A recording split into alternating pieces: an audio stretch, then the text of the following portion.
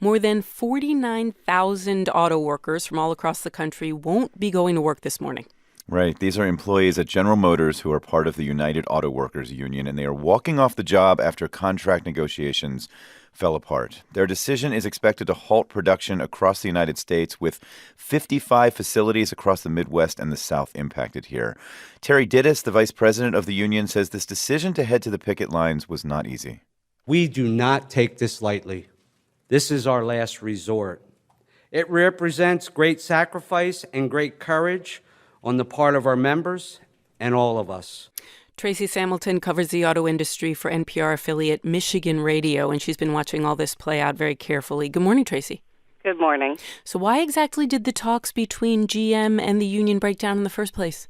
Well, I have to say this impasse really isn't much of a surprise to people who've been watching the industry. Here you have General Motors making record profits, nearly $11 billion last year. And then on the other hand, you have the automaker responding to market shifts by closing 4 plants in the U.S. that make smaller vehicles or transmissions for the smaller vehicles. They're not laying off the workers in the plants. They're transferring them, but this is still a really unwelcome move from the union's perspective. And then the automaker is also trying to reduce its labor costs because of a sales slowdown overall and a recession possibly starting. And union members are looking at those record profits and saying, what about us? Yeah, I know you've been talking to workers that are going on strike. What are they telling you exactly? Are they worried? They're worried, but they're mainly feeling like we helped General Motors survive bankruptcy back in 2009. We gave up a lot to keep this company in existence, and it's time now for us to get those concessions back. So they want they have a long laundry list of what they would like to see. They want wage increases and keeping their health care benefits intact, reopening the closed plants, and they also want GM's temporary workers to have a chance to become permanent the way that they are. This strike just started a few hours ago, but what do we know so far about what it'll mean for GM? Well, General Motors is in a pretty good position right now for this strike in terms of they have good plump inventories. So they're going to weather the strike, if it's a short strike, pretty well. They're going to do whatever they can to make sure that dealerships have vehicles to sell. They will lose money, but they should be able, if it's not a long strike, be able to make that money up later. All right, so for the moment, this strike only affects General Motors, which is one of the big 3 automakers. The other 2, Ford and Fiat Chrysler, they also negotiate with the UAW, right? That's so right. What happens with them now? Are they getting nervous? Well, I think not. This is not the first time, they have been through this. The companies are in a holding pattern right now. So the workers are going to go to work. Everything's basically going to be normal conditions over at Ford and Chrysler. And it's only when the strike is over, the GM rank and file has approved a deal, that all of a sudden the attention will go to the contract either at Ford or Fiat Chrysler. Okay, Tracy Samilton with Michigan Radio. Thanks, Tracy. Glad to be here.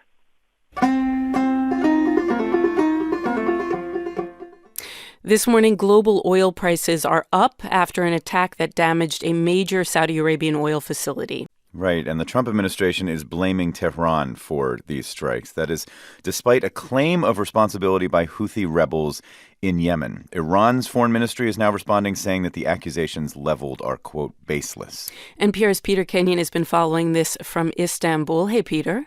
Hi, Noelle. So what exactly happened at this facility, and where is it exactly? Well, this was at a place in Saudi Arabia called Abqaiq. It's been described as the world's largest oil processing site. A second facility was also hit in these Saturday attacks. The Saudis remain vital to world oil production. Experts say this attack disrupted 5.7 million barrels a day. That's well over half the Saudi daily output.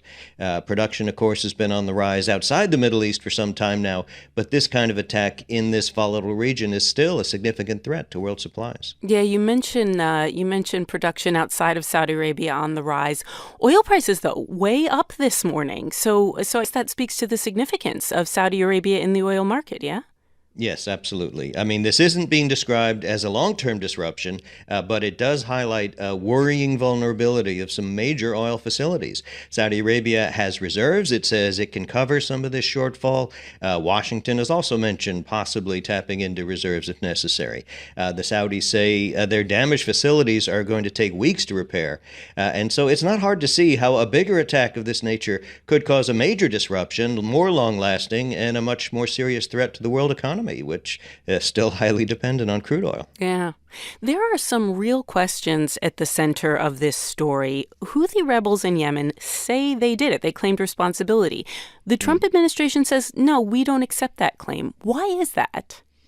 Well, these Iran-backed Houthi rebels are fighting a Saudi-led coalition inside Yemen. That's the basic situation. That Saudi coalition is supported by the U.S. The Houthis have launched attacks inside Saudi Arabia before, but Washington says not this time. This was too big, too sophisticated, unlikely to have been carried out by the Houthis. They also say, the U.S., that there's photographic evidence and intelligence estimates that pin the blame on Tehran. President Trump then responded that the U.S. is, quote, locked and loaded, prepared to hold Iran accountable for what's being called the worst disruption to oil supplies on record. What Trump's waiting for, he says, is word from Riyadh confirming who was behind it and a decision on how to proceed. That's how he put it. Okay, so the Saudis are still investigating. What is Iran saying about this claim by the Trump administration that they did it? Well, Iran's denying any involvement. The foreign ministry in Tehran says these accusations from Trump are maximum lies, an apparent reference to Trump's maximum pressure campaign. The foreign ministry spokesman also says there's now no chance that President Rouhani will be meeting with Trump later this month at the UN General Assembly in New York. That meeting was far from certain anyway. Iran wanted sanctions lifted, but now Iran's just ruling it out.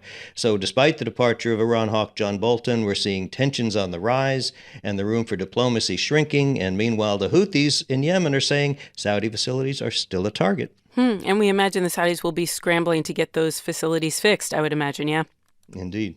NPR's Peter Kenyon in Istanbul. Peter, thanks so much. Thanks, Noel.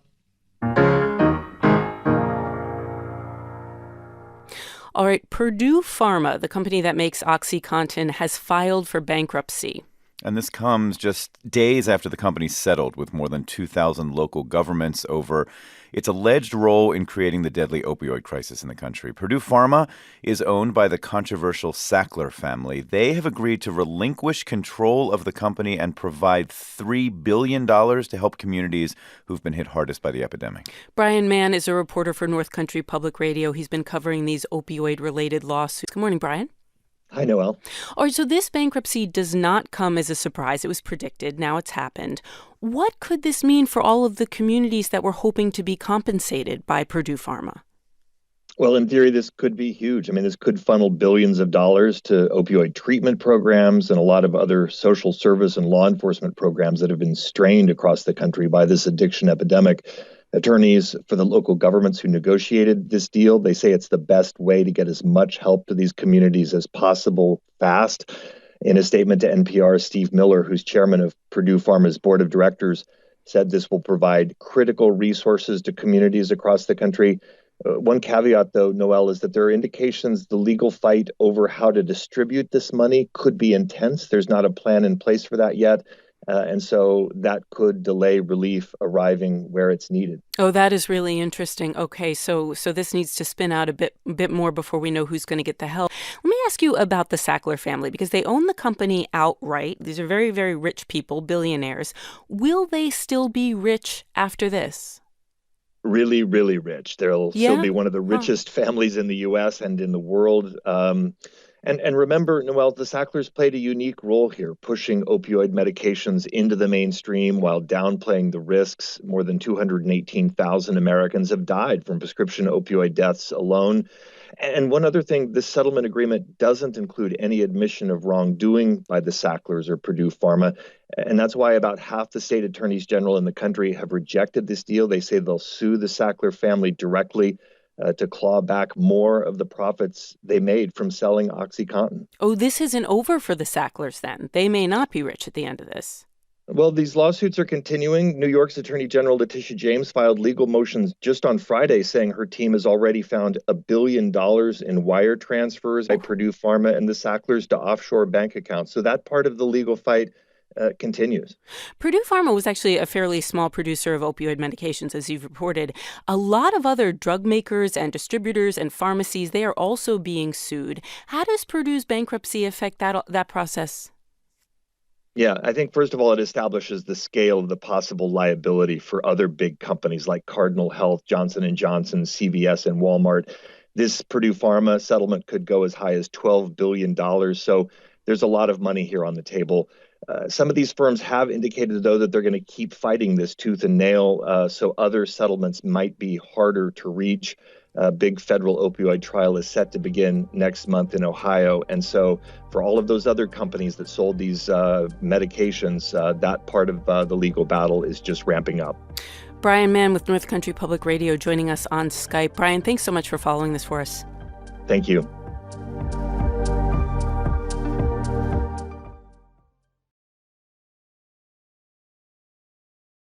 All right, satellite images are now emerging of the damage caused to the Abqaiq oil processing facility in Saudi Arabia. Yeah, the images show that the facility was hit by what is thought to be some combination of drones and missiles. What's unclear is who did it. Washington and Riyadh say they suspect Iran. Here's U.S. Energy Secretary Rick Perry. Make no mistake about it. This was a deliberate attack on the global economy and the global energy market. But the Iranian government denies it. All right, let's bring in NPR national security correspondent Greg Myrie, who's been following this. Hi there, Greg. Hey, David. Okay, so at this point, what is the state of the investigation into who carried this out in Saudi Arabia?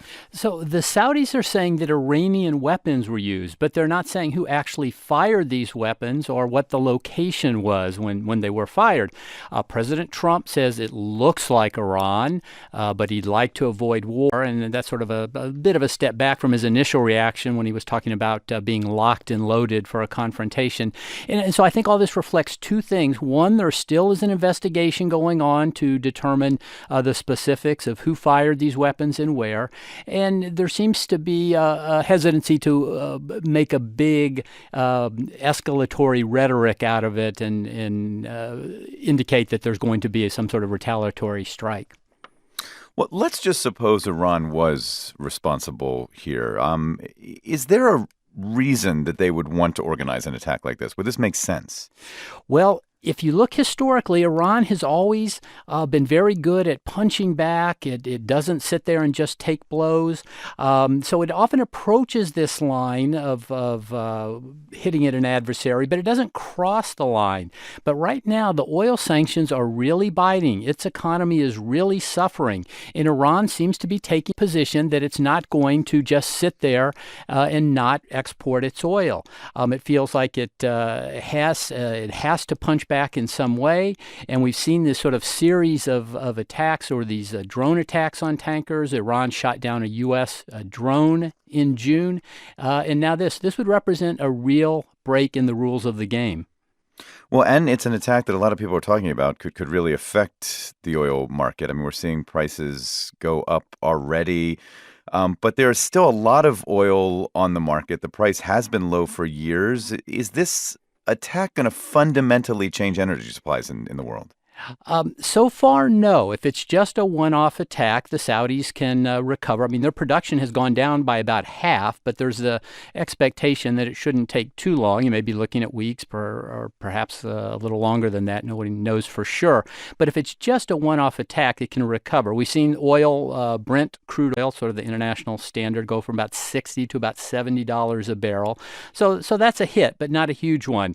The real risk would be if there's some sort of shipping war in the Gulf, if tankers if it would be a concerted attack on tankers in the Gulf. And then all eyes now on President Trump. I mean, who, as you said, seems to be backing off some of the tough rhetoric. But how might the administration respond here? Well, President Trump has always had two approaches. He talks tough on Iran, but he doesn't want another conflict in the region. So he's going to have to reconcile that. And I think we're going to see Iran also take a tough position. All right, we'll be watching. NPR national security correspondent Greg Myra. Greg, thanks. Thanks, David.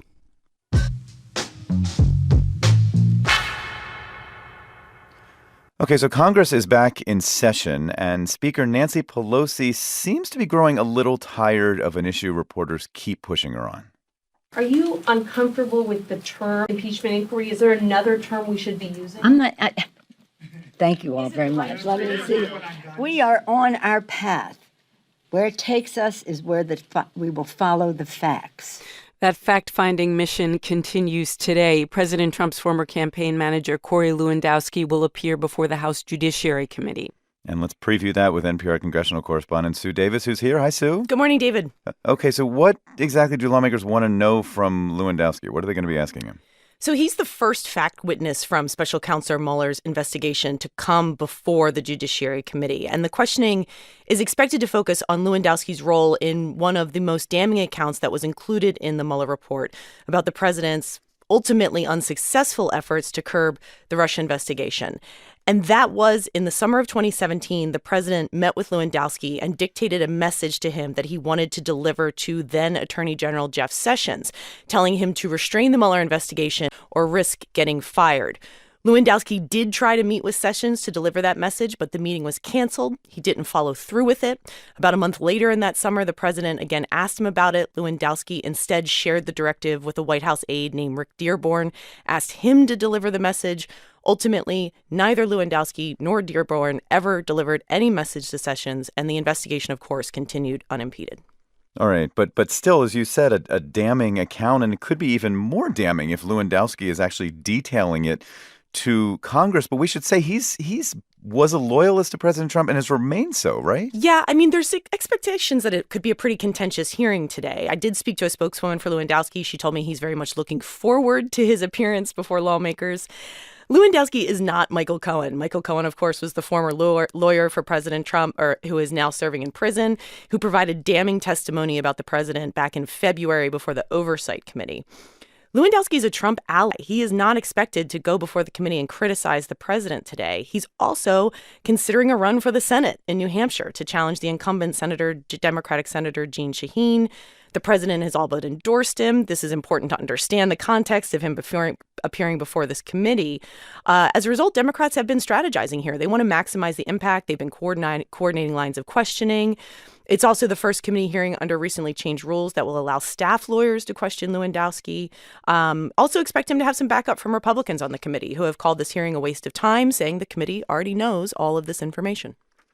Well, it's been how long now? 5 months since the Mueller report was released, and this committee is just now turning to its first major witness. Is this just the beginning? Are we going to see more people coming? Well, that's what Democrats would like to see. Lewandowski's unique because he's never worked in the White House, so he was a campaign aide. He is not affected by the terms of executive privilege for White House employees. Should important to realize that. Yeah. However, the White House is claiming he is bound by some executive privilege, and they're going to send a lawyer for the White House today to advise him at the hearing on that. The Judiciary Committee has filed suit to compel testimony from other witnesses, namely former White House counsel Don McGahn. How the courts rule in that suit will provide a roadmap for how much information Democrats will ultimately be able to get from White House employees. NPR congressional correspondent Sue Davis for us this morning. Thank you, Sue. You're welcome.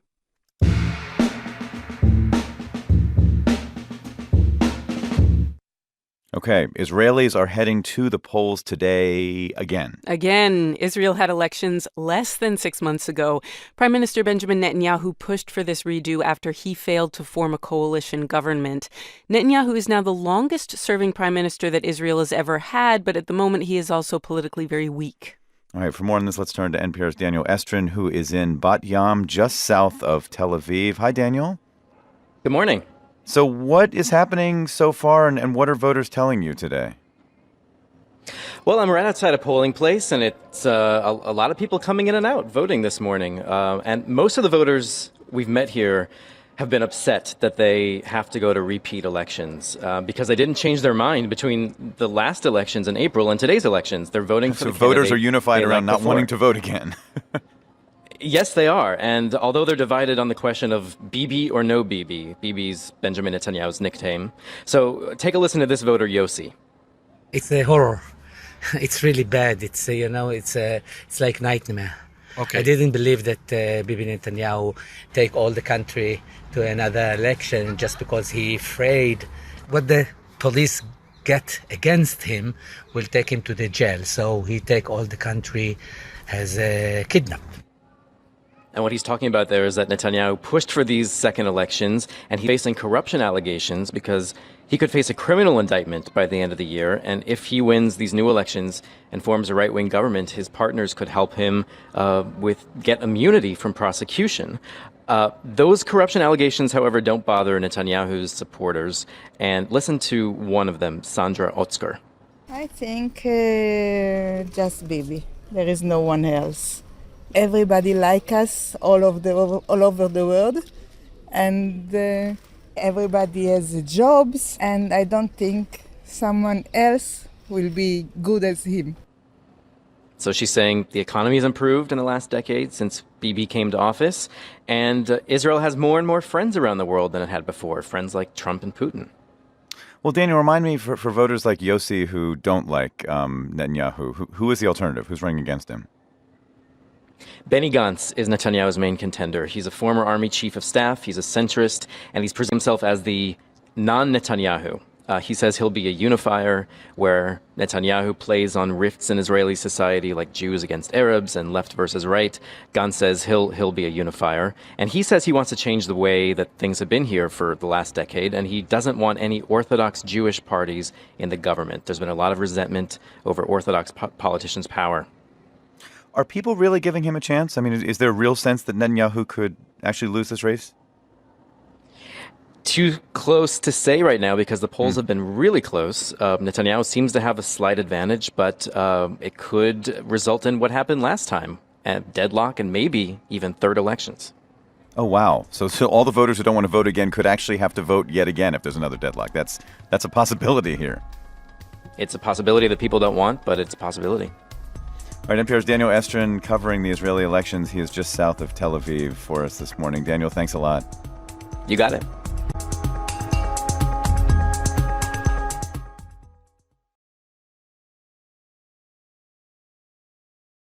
Pentagon officials have told NPR that Iran set up drones and missiles at launch sites before Saudi oil facilities were attacked on Saturday. The imagery proving that has not yet been publicly the imagery proving that has not been publicly released at this point. But two Defense Department officials say that intelligence agencies view the activity as circumstantial evidence that Iran launched the strike in Saudi Arabia. Iran continues to deny any involvement, with President Rouhani today saying that the accusations are a pressure tactic. Rouhani also accused the United States, along with a Saudi-led military coalition, of starting the war in Yemen. Meanwhile, Secretary of State Mike Pompeo is headed to Saudi Arabia to weigh a response. NPR Pentagon correspondent Tom Bowman is following the story and joins us now. Hi, Tom. Hey, Rachel. So what exactly do these images show? Well, I'm told the images show the Iranians preparing these sites, missile sites, drone sites, what they call is unusual activity in this area. And they see it's circumstantial evidence. It's not conclusive that these missiles, these drones were used in the attack. How did they get these images? I mean, is this just satellite images? And this is standard surveillance, and they are determining that this is somehow exceptional behavior, and then they're linking it as evidence that Iran waged this attack? Exactly. You know, it's satellite imagery, unusual activity at these locations. So they are linking it to the attack on the Saudi oil facility. But again, they're still gathering evidence. They need a lot more, they say, before they can conclusively say that Iran was behind these strikes. Right. So what does all this mean? I mean, clearly, the Pentagon always has contingency plans for a variety of different circumstances. What are you hearing in terms of the options that the U.S. could take in this particular moment? Well, it's pretty early to say what the options are. Of course, there are diplomatic, financial, military actions could be taken. Of course, a couple of months back, President Trump authorized cyber attacks against Iran, crippling their efforts to track shipping in the Gulf. You could do something like that again in the cyber realm. that's even more intense than last time. Although there was also the reporting about U.S. fighter jets that were deployed on their way to conduct some kind of strike against Iran for its behavior in the Gulf, and then they were scuttled. That mission was scuttled, and those planes were brought back. I mean, is there any cohesiveness to the Trump administration's approach to Iran right now? You're right. President Trump considered attacks on Iranian radar sites and other facilities back in the spring after Iran, of course, shot down that U.S. drone. He rejected it, saying he was told by a general that these strikes could have killed up to 150 Iranians. Now, told the Pentagon never gave him such a figure. It was widely inflated. You spent some time with U.S. Central Command recently. I mean, what were those conversations like? How concerned is CENTCOM about a possible conflagration between Iran and the U.S.? Oh, they're very concerned about it. You could hit U.S. troops in Iraq. Iran could retaliate. There were 5,000 U.S. troops there.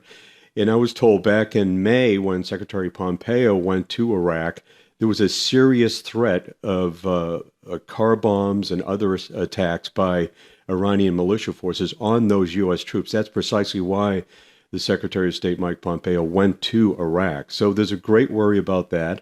Also retaliation against U.S. warships in the Gulf. You're right. And Secretary of State Mike Pompeo now headed to Saudi Arabia. So we'll see what comes out of that. NPR Pentagon correspondent Tom Bowman, thank you. You're welcome, Rachel.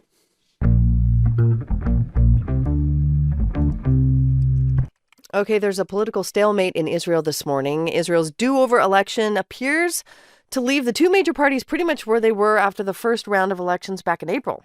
That's right. The votes are still being counted, but it's looking like right-wing Prime Minister Benjamin Netanyahu and his main centrist challenger Benny Gantz could be tied in the race, and both left without a clear path to building majority in parliament. NPR's Daniel Estrin joins us now from Jerusalem. Hi, Daniel. Hi, I'm actually in Tel Aviv this morning. Oh, you're in Tel Aviv. I love Tel Aviv. So from that vantage point, what does this look like to you? I mean, there's no clear winner, just like April. What are the candidates saying? Well, neither candidate claimed victory outright. The votes are still being counted, but Gantz, the centrist, gave a late-night speech, and it sounded like he thinks he has the upper hand. Take a listen. נתניהו לא הצליח במשימתו.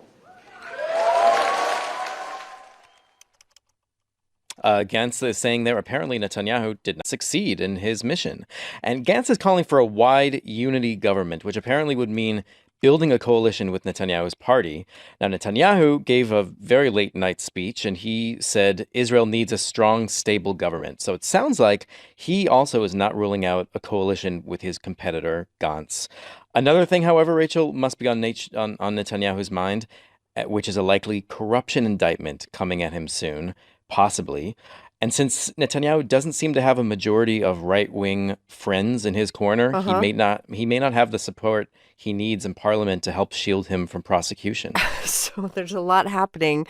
What's the next shoe to drop here? I mean, what does happen next? Well, first the final results have to come in, and then Israel's president will give either Netanyahu or Gantz the first crack at forming a coalition. Or he could push them to form a coalition together. The kingmaker here is Avigdor Lieberman. His right-wing party denied Netanyahu a coalition last time. This time, he could tip the scales either way. And he's calling for the two candidates to join forces in a unity government. So it seems like some kind of joint government appears to be the likely result. Big question is, who gets to be number one, Netanyahu or Gantz? It's a big question. What about the Arab parties? The alliance that the Arab parties have, how did they fare in this election? What kind of power could they have in any power sharing agreement? Well, the Palestinian Arab parties, we're not talking about Palestinians in the West Bank and Gaza. They don't have voting rights. We're talking about Arab citizens of Israel. And the party that represents them could be the third largest party in government after Netanyahu and Gantz's parties. That's quite a historic outcome. If they side with Gantz, it could be the crucial push that Gantz needs to get the first crack at forming the government. And Netanyahu kind of addressed that yesterday to his supporters. To listen. מפלגות שמאדירות ומהללות מחבלים צבאי. He's saying no government can depend on the support of Arab lawmakers who support bloodthirsty terrorists. So he seems to be signaling to Gantz, you can't get around me to form a government. You need me. What have voters been telling you about this? Well, people who voted against Netanyahu seem to be happy but upset that this is still a stalemate. People who support Netanyahu are sad that he didn't get a clear victory. NPR's Daniel Estrin from Tel Aviv. Daniel, thanks. We appreciate it. Sure thing, Rachel.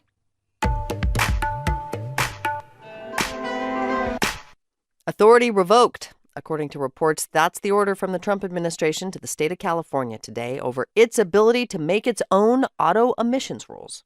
That's right. So for almost 50 years, the state of California has been allowed by the federal government to enforce more stringent environmental rules than apply in the rest of the country. Now, reports from several media outlets suggest that privilege could be coming to an end. Juliet Eilprin broke this story for the Washington Post, and she joins us now. Thanks for being with us. Of course. So the context here, cars are the biggest source of greenhouse emissions in the U.S. With that in mind, how big a deal is this? It's very significant. It really could cause turmoil in the auto market because without a clear path of who sets the rules in this country for fuel efficiency and for what's the mileage your car and light truck is supposed to have, it makes it unclear what's the path forward for the cars and light trucks that all of us buy. Where are the car makers in this standoff? I mean, are they with California? Are they with the Trump administration? They are split. That's part of the issue, that there are 4 automakers in July who struck a deal with California saying they would adhere largely to what the Obama administration had set as standards. It's Ford, Honda, VW, and BMW of North America. But a lot of the others have not taken a side, and part of what the Trump administration is trying to do is make it clear to the rest of the car makers that they should acknowledge that the federal government is the ultimate decider in this, and therefore they should abide by whatever rules the administration sets, which are expected to come out later this year. I mean, one has to acknowledge a certain irony here, right? I mean, this idea is not exactly in line with the Republican Party's fundamental tenet of protecting states' rights. What is the administration's reasoning?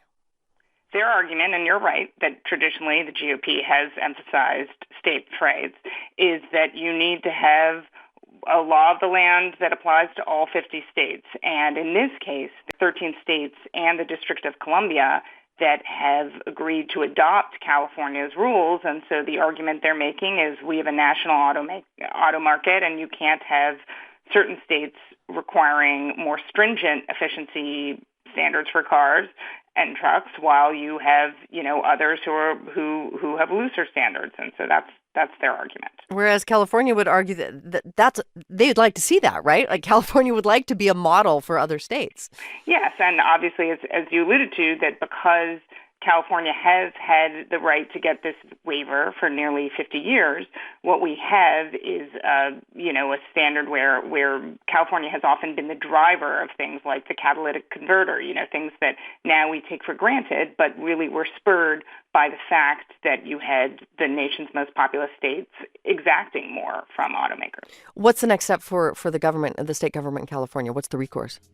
Well, they're going to go to court. Gavin Newsom, the governor of California, and the Attorney General, Javier Becerra, have already said that they are poised to challenge this. And so what you're going to see is a really significant court fight where the question is, can this take effect right away, or is it going to be blocked? And ultimately, this is going to be decided. Juliet Eilprin with the Washington Post on NPR News.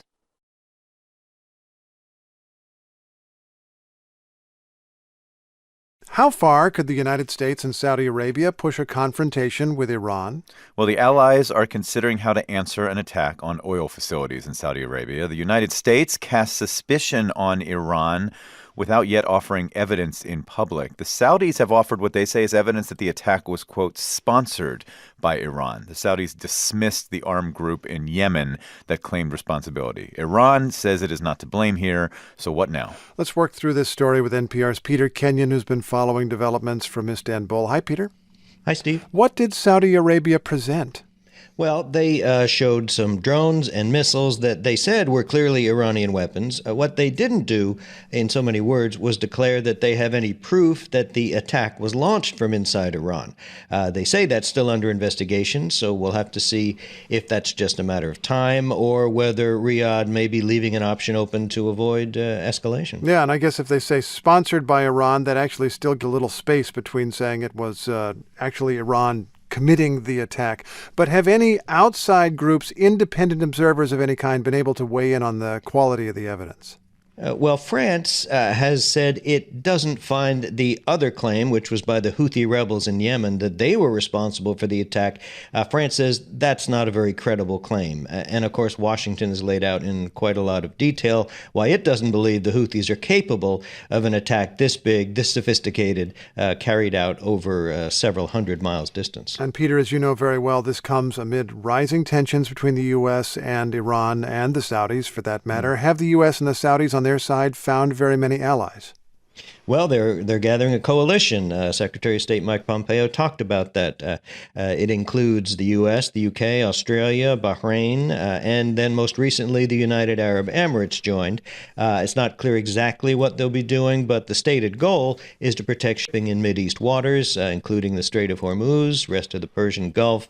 On the plane to Saudi Arabia, by the way, Secretary of State Pompeo was asked about this very expensive missile defense systems that have been sold to the Saudis, which failed to stop the Iranian missile, and he acknowledged such systems can't guarantee a country won't be hit. Here's how he put it. We've seen air defense systems all around the world have mixed success. Some of the finest in the world don't always pick things up. We want to work to make sure that infrastructure and resources are put in place such that attacks like this would be less successful than this one appears to have been. That's certainly the case. Yeah, and that's just one reason why world leaders and Mideast analysts are calling for diplomacy to kick in here to de-escalate the situation. Iran's supreme leader was not especially helpful on that front, ruling out any meeting between Iranians and Americans at this month's UN General Assembly meeting, for instance.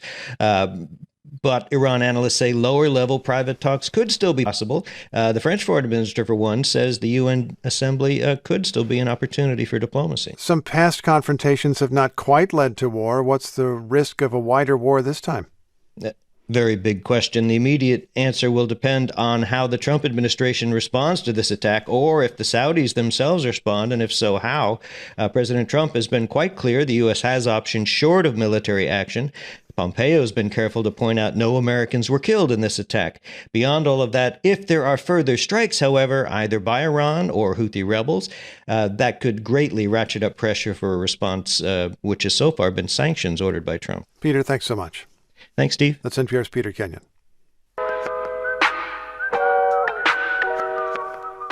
All right, just as he launched a campaign for re-election, Canada's Prime Minister is forced to confront his past. That's right. Time has published a photo from an old yearbook. It's from 2001, and in it, Prime Minister Justin Trudeau appears in brown face makeup at a costume party. The Prime Minister says he was attending an Arabian Nights-themed party at a private school where he taught before he entered politics.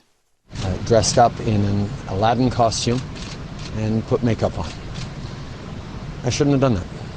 I should have known better, but I didn't, and I'm really sorry.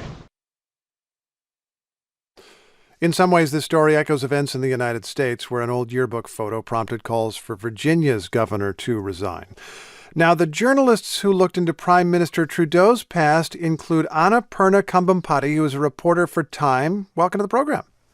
Hi, thanks for having me. We heard Prime Minister Trudeau say what he was doing, but what do you see when you look at that old photo? Right.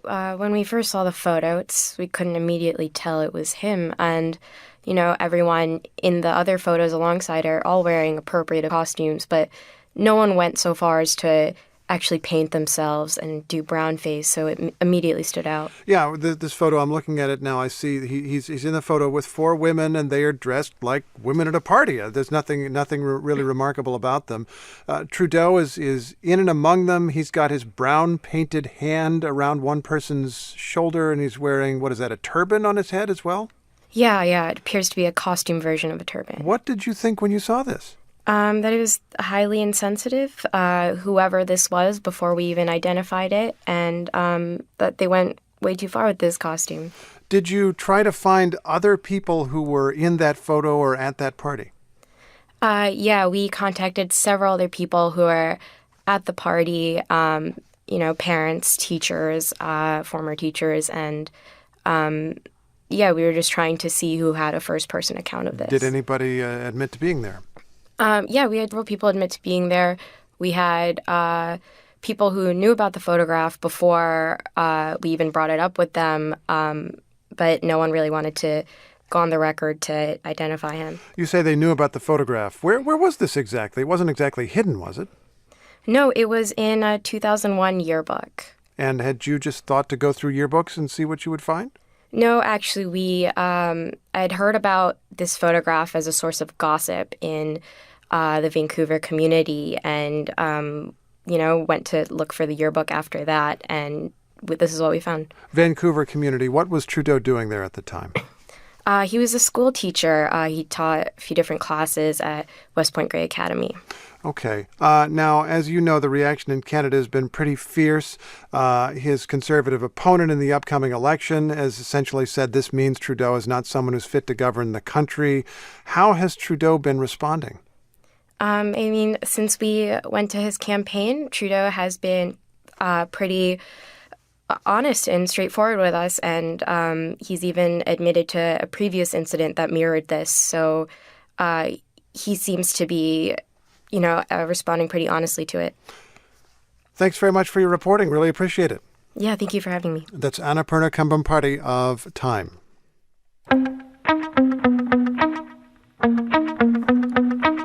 When the economy is strong, the Federal Reserve typically raises interest rates. It's an effort to avoid inflation. By many measures, the economy would seem to be strong right now, but for the second time this year, the Fed has lowered interest rates. It's the kind of step the Fed typically takes to ward off recession. The Fed Chair, Jerome Powell, explained the drop of 0.25 percentage point. We took this step to help keep the U.S. economy strong in the face of some notable developments and to provide insurance against ongoing risks. NPR economics correspondent Scott Horsley is with us. Hey there, Scott. Good morning, Steve. What are the notable developments and ongoing risks? The main risks that the Fed chairman cited for the economy are a slowing economy in other countries and the ongoing trade war. Both of those have had the effect of depressing U.S. exports as well as business investment. Powell said explicitly yesterday that business people have been telling the central bank they're wary about spending money on their businesses because they don't know what direction U.S. trade policy is going to take. Okay, so those are the ongoing risks. But this was a decision made by committee, as happens inside the Fed. Did everyone agree with it? No, this was not a unanimous decision. There were two members of the Fed's rate-setting committee who wanted to leave interest rates where they were, and there was one member who wanted a more aggressive rate cut of 0.5 percentage point rather than 0.25 point. Powell said that he welcomed that diversity of viewpoints. He has acknowledged in the past that the economic signals that the Fed's been getting lately have been somewhat murky, and so it's not altogether surprising that there should be some difference of opinion on the right course of action to follow. Scott, is it entirely a coincidence that this interest rate cut happens to be just what President Trump has been quite loudly lobbying for? Well, it's not exactly what the president's been lobbying for. This was one small step in the direction of lower interest rates, and the president really wants to see a giant leap in that direction. He's been calling on the Fed to cut rates to zero or even below. After the Fed issued its statement yesterday, the president actually tweeted that the central bank had failed again. He accused Powell and his colleagues of having no guts and no vision. The stock market took a kinder shine to the Fed's action. It dropped at first, but later rebounded, and the major indices ended the day in positive territory. And Powell, as he's done in the past, shrugged off the president's criticism and said the Fed will continue to act independently. But they are moving in the direction the president demanded, and it is a bit unusual since the economy would still seem by most measures to be strong. And that does raise a question about risk, Scott Horsley. If rates are going down now, when, as far as we know, the economy is still growing, what is left for the Fed to do if another recession were to come? That has been a concern, and some have said the Fed should, in effect, keep its powder dry for a real downturn. The counter-argument that Powell and others have made is that if you only have a limited number of monetary bullets, as it were, with rates already pretty low, it's better to use them early and not wait till you see the whites of the eyes of the recession. That's what the central bank's doing here with this preemptive rate cut. Will ordinary people feel this quarter percentage point change in any way? This could mean lower borrowing costs on things like car loans. It will also prop up the stock market, which will make at least some consumers feel a little wealthier, and that could encourage spending. But keep in mind, Steve, consumer spending has not been the weak spot in the economy. Consumers are already spending freely. It's business spending that's been weak, and that's not because it's too expensive to borrow money, but because business people aren't sure they're going to have demand for their products. So it's not clear this rate cut's going to solve that problem. Scott, thanks for your insights. You're welcome. That's NPR's Scott Horsley.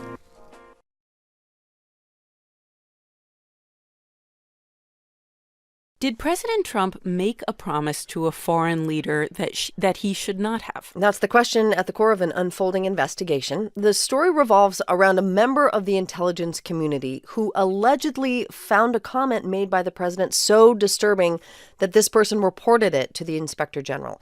Congressional Democrats now want to see that complaint. Here's Adam Schiff, who heads up the House Intelligence Committee. It's not the president's privilege, for example, to engage in criminality. If the president were making a criminal bargain with a foreign leader, he would be no more protected than you or I. The president has dismissed the claims. Our national security correspondent, Greg Myrie, is in studio to help break some of this down. Hey, Greg. Hey, Noelle. Okay, so this is a very complicated story, in large part because there is just a ton that we don't know. What do we know at this point? What we do know is back on August 12th, a member of the intelligence community filed this complaint. Now, we don't know which branch, could be CIA, NSA, FBI, many others. We don't know. But we do know this person considered it something was called an urgent concern. That's actually sort of a legal term in this world. Now, this complaint went to Michael Atkinson. He's the Inspector General for the overall intelligence community. So he handles these whistleblower complaints. He reviewed it. He found it credible, and therefore he's supposed to inform Congress, which is what he did. And he sent a letter to Adam Schiff, the head of the House Intelligence Committee, on September 9th. Okay, so a whistleblower has an urgent concern. What is his urgent concern? Well, that's really the big question. We don't know. There's no official word. Now, it appears that it involves some promise that the President Trump, may have made to a foreign leader. The New York Times and the Washington Post are citing sources who are linking it to Ukraine. This is a country that recently elected a new president. Trump has been in touch with him. It's a country that's had a lot of corruption issues, and it seems that it may be related to that. Now, the president's lawyer, Rudy Giuliani, went on TV last night and has spoken about this in general terms, at least. The reality is that the president of the United States, whoever he is, has every right to tell the president of another country, you better straighten out the corruption in your country if you want me to give you a lot of money. So Adam Schiff of the House Intelligence Committee wants to get to the bottom of this, and he's called for the Inspector General. He called the Inspector General to a closed-door session yesterday.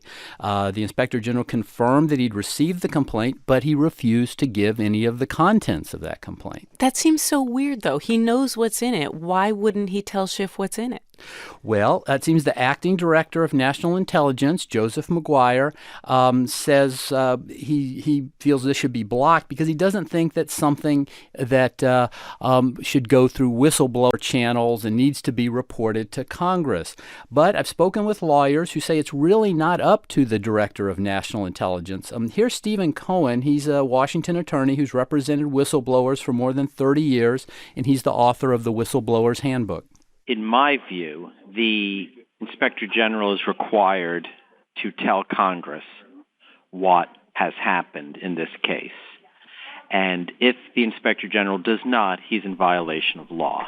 So Cohen says it's absolutely critical that Inspector Generals operate independently. That's the whole point. They shouldn't face pressure or be blocked by the institutions that they're monitoring. What is everyone's next move here? So Adam Schiff says he's going to keep trying. He's called the acting director of national intelligence, Joseph McGuire, to testify at an open hearing next Thursday, September 26. He also says he might sue to get this information if he can't get it that way. The Trump administration is expected to push back. The president has spoken out. He tweeted yesterday saying, does anybody think that I would say something inappropriate in a call with a foreign leader? Really complex story. NPR's Greg Myrie, thanks for helping us break it down. My pleasure.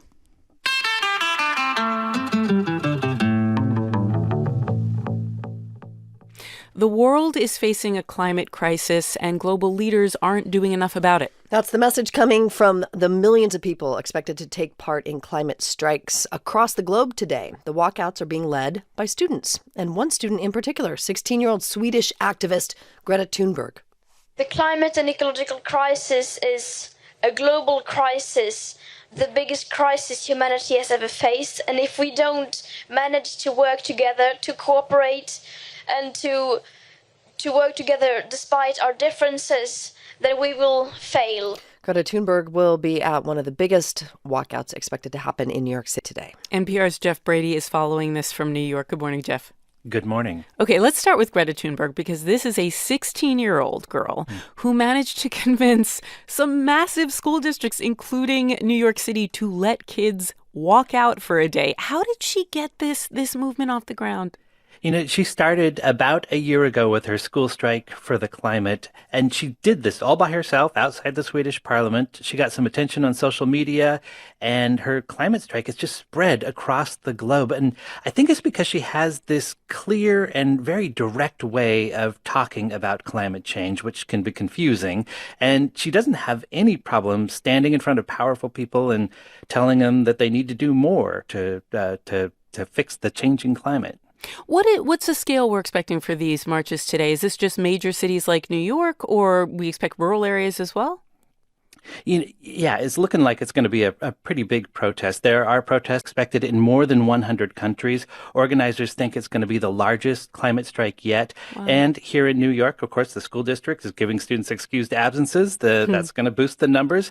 I've also talked with people in very small towns where just a few dozen people are expected. And there are events like this happening everywhere, all over the globe. So you said that Greta Thunberg is so compelling in part because she is so clear. What are these kids demanding? They have a pretty specific list of demands, and those were summed up, I would say, pretty succinctly at a Capitol Hill press conference this week by 17-year-old Baltimore activist Nadia Nazar. Respect of indigenous land, sustainable agriculture, protecting biodiversity, environmental justice, and a just transition away from fossil fuels and towards renewable energy. And sometimes activists here in the U.S. shorthand this by calling for Congress to pass a Green New Deal. That's the proposal that was crafted by progressive Democratic lawmakers.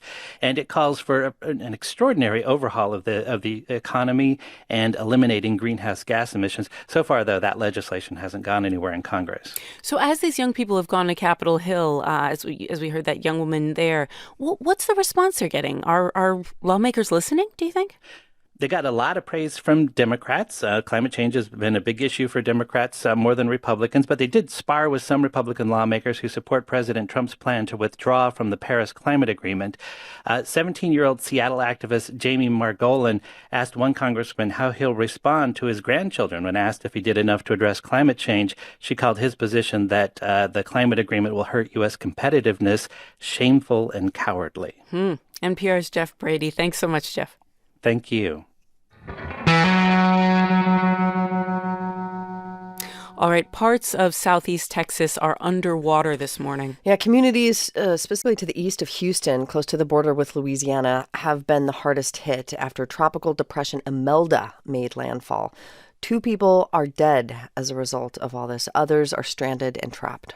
Michael Marks is a reporter with the Texas Standard. He's on the line from Cypress, Texas. That is on the outskirts of Houston. Michael, good morning.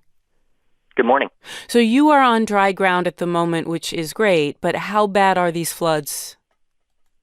So it varies from community to community. The rain seems to have come down in these fairly concentrated pockets. So you've got places in Houston got about a dozen inches in 48 hours. Wow. But a rural area about an hour west of Houston got over 40 inches in that span. There's folks over there saying that the flooding is worse than they experienced during Hurricane Harvey. Wow.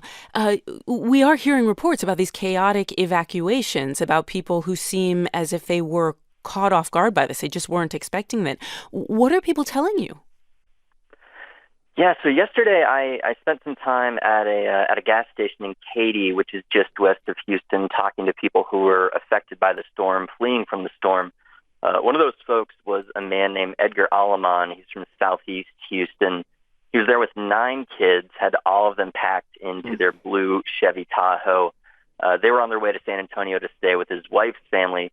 He said the day just started normally. Kids had gone to school. He was running errands, and he gets this call all of a sudden saying, hey, come pick up your kids. So he does, takes them back to the house. Lo and behold, he's got 5 inches of water in there. So he just had some bottled water and a few sets of clothes for each kid, and they didn't know when they would be coming back to Houston. So a lot of uncertainty. Man, people just leaving everything behind. You mentioned Hurricane Harvey, which devastated parts of Houston a few years ago. Does it seem like this could be worse? That's tough to say. It's still early, so that may be true in some places. I mentioned those rural areas east of Houston. Remember, though, Harvey brought these high winds and heavy rains for just a huge part of Texas's Gulf Coast for the better part of a week. There were 13 county disaster declarations by Governor Greg Abbott of Texas. For this storm, he made the same declaration for over 50 counties in the wake of Harvey. So the footprint and duration of Imelda seemed to be smaller, though obviously still quite significant. Yeah, I remember those maps of Harvey where it was just like the storm had stalled and the rain just stayed in the same place for hours and days on end. When is the rain this time around supposed to let up? So there is more rain in the forecast. It doesn't appear that it will fall with the same intensity, but there's definitely more coming for the next few days. Officials are telling residents that even if they see the water receding, don't let their guard down for the time being. Okay. Michael Marks with the Texas Standard reporting on these devastating floods in and outside of Houston. Michael, thank you so much. Thank you.